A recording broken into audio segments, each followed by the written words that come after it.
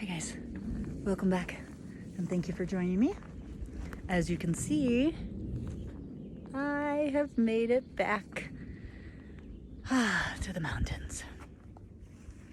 I successfully traveled by myself. As you saw, I had a little bit of an anxiety attack on the way there, but on the way back, everything was super smooth and, reminder to myself that it is my choice to get on those planes to do this type of travel in order to make it be the best summer ever.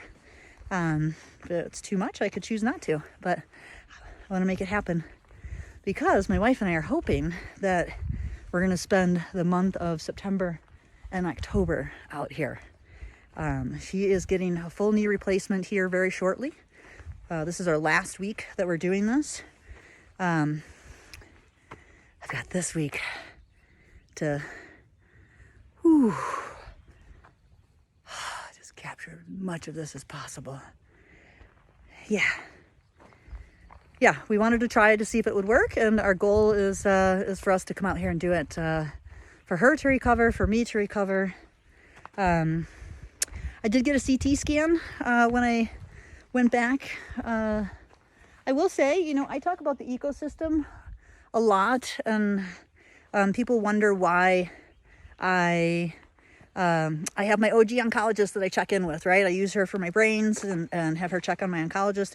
Well, why don't I just go to her? Why isn't she just my oncologist? For me, it's the ecosystem, the hospital I go to.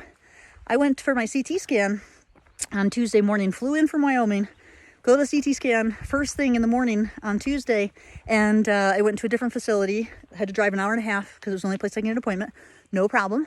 But I get there, CT scanner is broken. And so they're like, sorry, we'll call you to reschedule.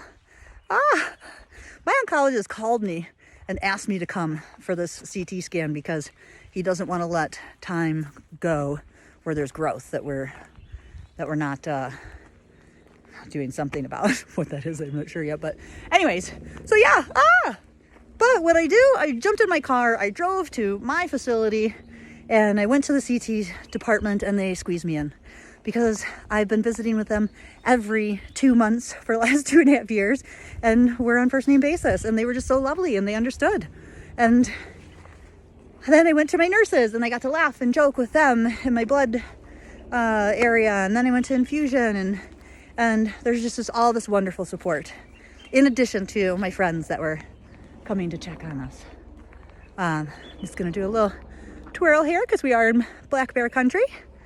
Okay, we're good. I do not have the results from that CT scan yet. I normally ask my oncologist to push the results to the online portal so that I can read them a day after they're taken, but I've just decided there's helicopters, there's forest fires. We're in the middle of a drought, and there's like all these western states in the United States are saying, please don't have campfires, please don't have fires. And then people inevitably do it anyways because they think they're different. So we are dealing with some fires right now. Anyways, I chose not to get the CT scan pushed because this is our last week in the mountains until September, and there's nothing I can do about it. I mean, if I read that I have growth, what can I do?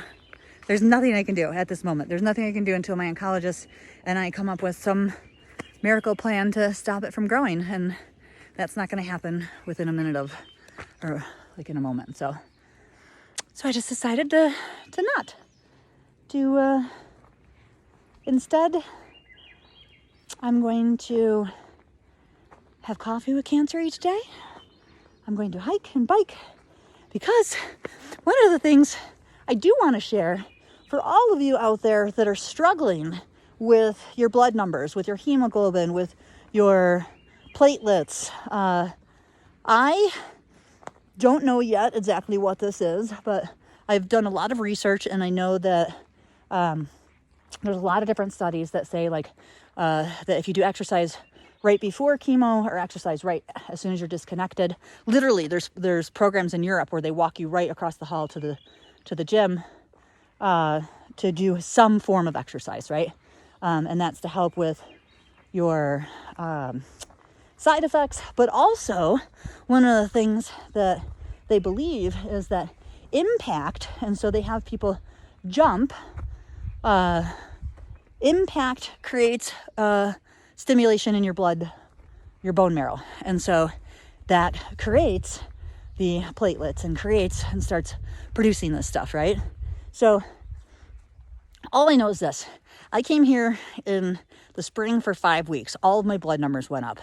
And then I went to Chicago. We were there for a month. All of my numbers went down. I came back to the mountains. All of my numbers go back up. I am not just as physical in Chicago. There's a lot more crowded space, so I don't, want to be around people. But I do ride my bike. The hiking and the elevation, I think, are the hiking and the elevation are the two factors that I think are different here. I don't know. My oncologist is taking a look at it, but I think it's my platelets have skyrocketed. My platelets this week were 185. I haven't had platelets like that since the beginning of this whole freaking thing. So amazing. So I'm just not going to focus on that CT scan. I'm going to enjoy all of this. I'm going to try to push this body as much as I can for the next week. And we'll deal with that shit when it comes. Because I don't want to sit in this and freak out. Whew. All right. Here, let me see. Can you see my... Oh, she's already disappeared. See, that's why I have that orange thing on her. You can't find her. All right, guys.